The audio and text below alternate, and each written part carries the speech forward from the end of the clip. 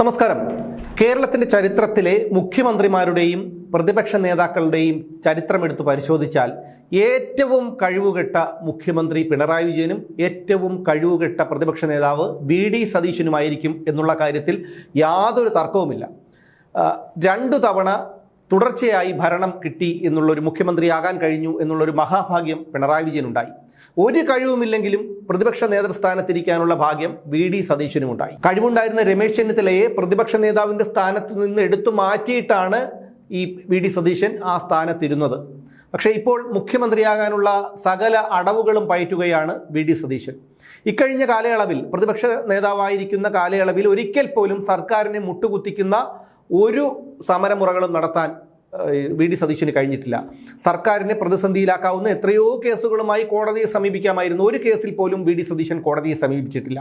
മുമ്പ് ചെന്നിത്തല പ്രതിപക്ഷ നേതാവായിരുന്നപ്പോൾ അദ്ദേഹം പല വിഷയങ്ങളിലും ഈ മൊബിലിറ്റി, സ്പ്രിംഗ്ലർ, പമ്പ മണൽക്കടത്ത് തുടങ്ങി പല വിഷയങ്ങളിലും സർക്കാരിനെതിരെ മുട്ടുകുത്തിച്ചിട്ടുണ്ട്, കോടതിയിൽ പോയി. ഇപ്പോൾ തന്നെ അനധികൃത നിയമനങ്ങൾ നടത്താനുള്ള ഒരുക്കത്തിലായിരുന്നു സർക്കാർ. അപ്പോഴാണ് തെരഞ്ഞെടുപ്പ് പെരുമാറ്റച്ചട്ടം വന്നത്. ഇത്തരം അനധികൃത നിയമനങ്ങൾക്കെതിരെ പലതവണ സേവ് യൂണിവേഴ്സിറ്റി ക്യാമ്പയിൻ കമ്മിറ്റി പോയിട്ടുണ്ട് സർക്കാരിനെതിരെ. അവരൊക്കെ ആ വിഷയങ്ങളിലൊക്കെ പലപ്പോഴും സർക്കാരിനെ മുട്ടുകുത്തിച്ചിട്ടുമുണ്ട്. എന്നിട്ട് പോലും പ്രതിപക്ഷ നേതാവായ വി.ഡി. സതീശന് സർക്കാരിനെ ഇതുവരെ പ്രതിരോധത്തിലാക്കാൻ കഴിഞ്ഞിട്ടില്ല. എന്നു മാത്രമല്ല, വി.ഡി. സതീശൻ പ്രതിപക്ഷ നേതാവായിരിക്കുന്ന സമയത്ത് സർക്കാരിനെതിരെ പല സമരങ്ങളും നടന്നു, ആശാ വർക്കർമാരുടേതുൾപ്പെടെ.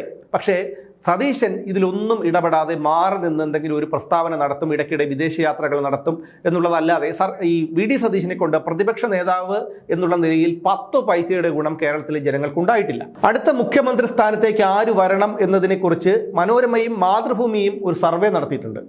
ഇതിൻ്റെ ഏറ്റവും രസകരമായിട്ടുള്ള ഒരു കാര്യം എന്താണെന്ന് വെച്ചാൽ 2 സർവേകളിലും വളരെ ചെറിയ രീതിയിലുള്ള ഒരു വ്യതിയാനം മാത്രമേ ഉള്ളൂ പിണറായി വിജയനും വി.ഡി. സതീശനും തമ്മിൽ. കൂടുതൽ ആൾക്കാരും വി.ഡി. സതീശൻ മുഖ്യമന്ത്രിയാകാനാണ് ആഗ്രഹിക്കുന്നത് എന്നാണ് പറയുന്നത്. എന്തിൻ്റെ അടിസ്ഥാനത്തിലാണ് എന്നൊന്നും പറയുന്നില്ല. എന്തായാലും നമുക്കതിലേക്കൊന്നും നോക്കാം. മാതൃഭൂമി നടത്തിയ സർവേയിൽ വി.ഡി. സതീശന് മുഖ്യമന്ത്രിയാകാൻ വേണ്ടി 27.77% പേരുടെ പിന്തുണയാണുള്ളത്. ഇത്രയും പേര് പറയുന്നത് വി.ഡി. സതീശൻ മുഖ്യമന്ത്രിയാകണമെന്നാണ്. ഇനി പിണറായി വിജയനുള്ള പിന്തുണ 27.85%. അതായത് വളരെ നേരിയ വ്യത്യാസം മാത്രമാണ് ഇവർക്കുള്ളത്. ഇനി മനോരമ നടത്തിയ സർവേയിലാകട്ടെ വി.ഡി. സതീശന് 27.1%, പിണറായി വിജയന് 25.7% പിന്തുണയാണുള്ളത്. ഈ പിണറായി വിജയന് 27.7% പിന്തുണ എന്ന് പറയുമ്പോൾ തന്നെ കേരളത്തിലെ അന്തം കമ്മികൾ പോലും ആഗ്രഹിക്കുന്നത് എങ്ങനെയെങ്കിലും ഈ പിണറായി വിജയൻ നിന്ന് ഇറങ്ങിപ്പോയാൽ മതി എന്നുള്ളതാണ്. അങ്ങനെ വരുമ്പോൾ പ്രത്യക്ഷത്തിൽ അവരൊക്കെ പാർട്ടിയോടൊപ്പം നിൽക്കുന്നു, പ്രചാരണം നടത്തുന്നു, സൈബർ ഇടങ്ങളിലൊക്കെ ആക്രമിക്കുന്നു എന്നൊക്കെ ഉണ്ടെങ്കിലും അവരുടെയൊക്കെ ഉള്ളിൽ അവരുടെ ആഗ്രഹം പിണറായി വിജയൻ എങ്ങനെയെങ്കിലും ഇതൊന്ന് ഒഴിഞ്ഞു പോകണമെന്നാണ്. കാരണം ഒരിക്കൽ കൂടി പിണറായി വിജയൻ അധികാരത്തിൽ വന്നു കഴിഞ്ഞാൽ ഈ സാധാരണ അന്തം കമ്മികൾക്ക് പിടിച്ചു നിൽക്കാൻ കഴിയില്ല.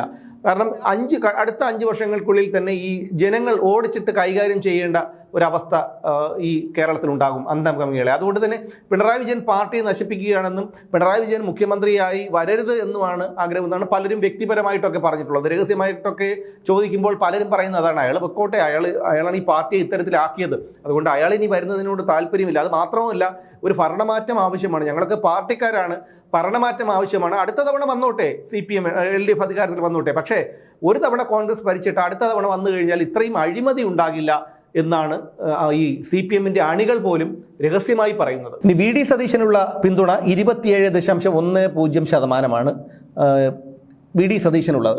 ഈ വി.ഡി. സതീശൻ്റെ കാര്യം എടുത്തു കഴിഞ്ഞാൽ എന്താണ് വി.ഡി. സതീശൻ എന്താണ് ഒരു പ്രതിപക്ഷ നേതാവ് എന്നുള്ള നിലയിൽ ചെയ്തത് എന്ന് ചിന്തിച്ചാൽ ഒരു സാധാരണക്കാർക്ക് മനസ്സിലാവും. പിന്നെ PR വർക്കൊക്കെ അദ്ദേഹം വളരെ നല്ല രീതിയിലൊക്കെ നടത്തുന്നുണ്ട്.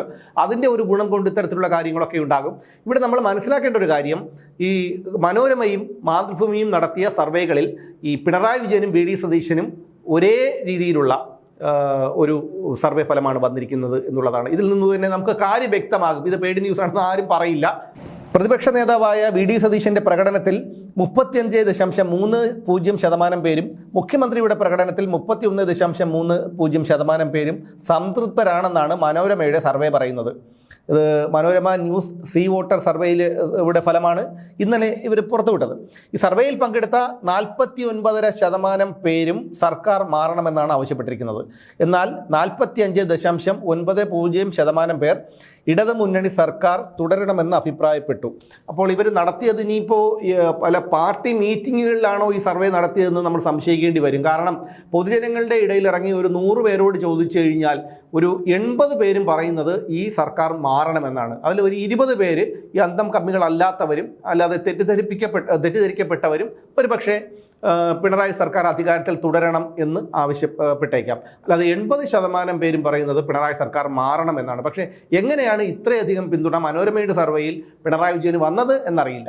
മന്ത്രി കെ ബി ഗണേഷ് കുമാറിനെതിരെ അദ്ദേഹത്തിൻ്റെ ഭാര്യ ബിന്ദു മേനോൻ നടത്തിയ വെളിപ്പെടുത്തൽ ഇടതുപക്ഷ സർക്കാരിനെ വളരെയധികം പ്രതികൂലമായി ബാധിക്കുമെന്നാണ് വലിയൊരു വിഭാഗത്തിൻ്റെയും ഒരു പ്രതീക്ഷ. അതും അവർ പറയുന്നുണ്ട്. പക്ഷേ എനിക്ക് മനസ്സിലാകാത്തൊരു കാര്യം, മുഖ്യമന്ത്രി ആയതിനു ശേഷം പിണറായി വിജയൻ റോഡിലിറങ്ങിയാൽ സാധാരണക്കാർക്ക് റോഡിൽ പോലും നിൽക്കാനോ സഞ്ചരിക്കാനോ കഴിയാത്ത അവസ്ഥയിലാണ് 25.7% പേർ പിണറായി വിജയൻ മുഖ്യമന്ത്രിയായി വരണം എന്നാഗ്രഹിക്കുന്നത് എന്ന് മനോരമയല്ല, ഇനി ദൈവം തമ്പുരാൻ പറഞ്ഞാൽ പോലും കേരളത്തിലെ ജനങ്ങൾ വിശ്വസിക്കില്ല. അതുപോലെ തന്നെയാണ് സതീശൻ്റെ കാര്യവും. അവിടെ ചെന്നിത്തലയൊക്കെ രമേശ് ചെന്നിത്തലയൊക്കെ വളരെ അപ്രസക്തരാണ്.